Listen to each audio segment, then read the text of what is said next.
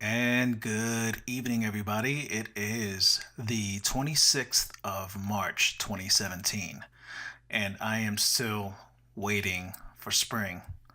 I'd like to talk about some of the issues going on with the YouTube community, and I wanted to shed some light onto what's been going on and how it pertains to the media in general. If you watched the previous video, you all know that I used to work in the news as a TV cameraman, doing the traditional media that's been around for a long time.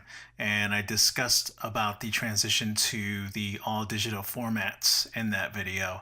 Definitely check it out if you haven't had a chance to watch that yet. And I would really appreciate it. There seems to be some concerns within the YouTube community about YouTube censorship. In other words, YouTube censoring content of certain viewpoints of certain channels that are on the website. There seems to be an issue with some of the advertisers not liking their advertisements being put on videos that have viewpoints that some people don't like. You can label it as conservative, alternate right, extreme liberal, whatever it may be.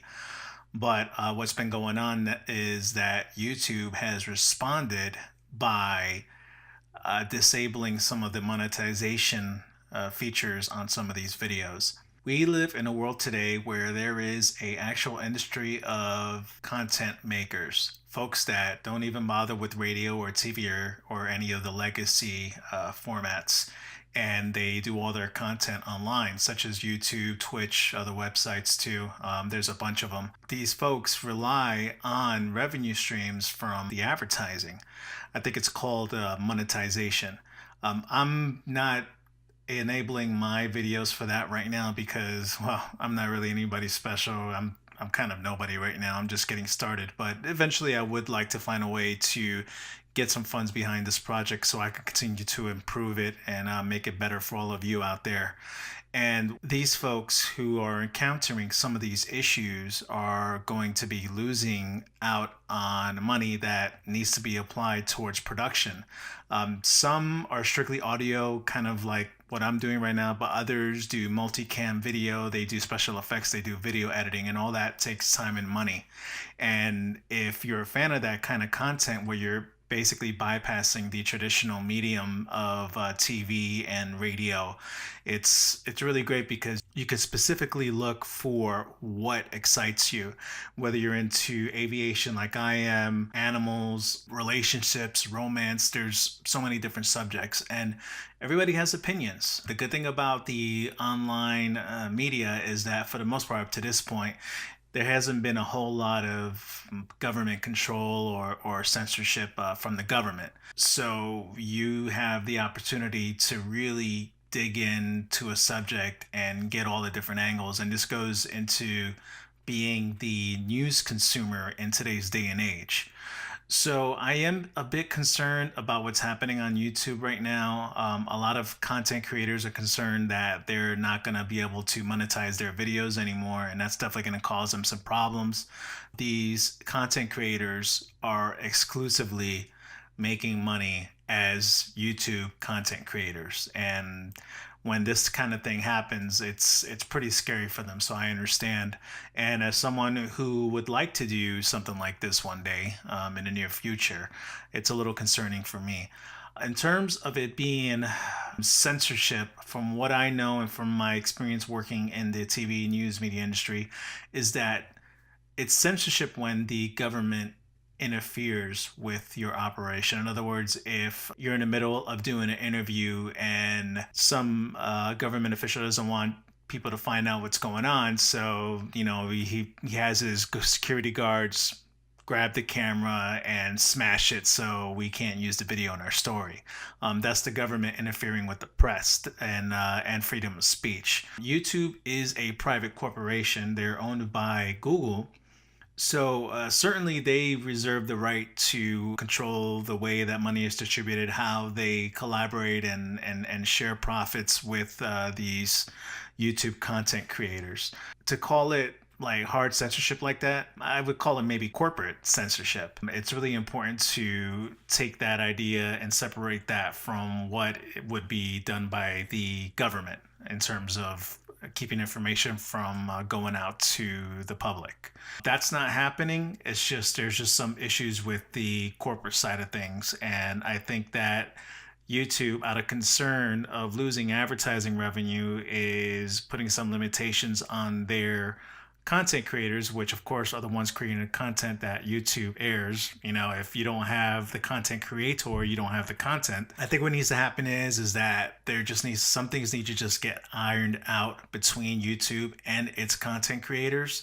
And if something could be worked out, that'd be great. My concern is that the big corporations, such as the corporate media conglomerates, all these big companies who are, they've been losing out to these content creators for a while, and some of these content creators had allege that this is actually coming from the big media outlets themselves, telling advertisers that, hey, you have all these controversial viewpoints that are on these videos where you're putting your commercials, come with us and we'll keep you safe. And safe is, to me, when you're trying to keep things safe, you don't have freedom. You don't have the freedom to say what you want. You don't have the freedom to do what you want.